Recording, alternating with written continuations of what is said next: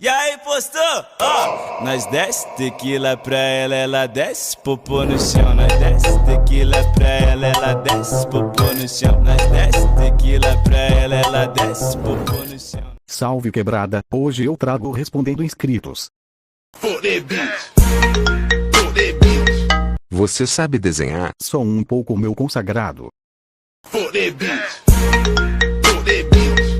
Você joga Free Fire? Não, eu não jogo esse jogo de corno.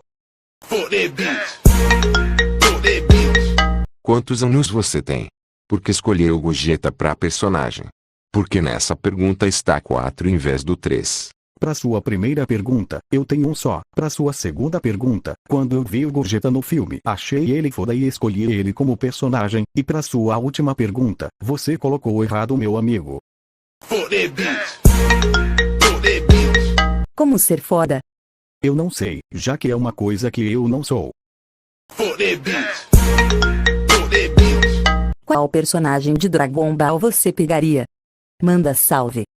É claro que eu pegava Android 18 e um salve pra você.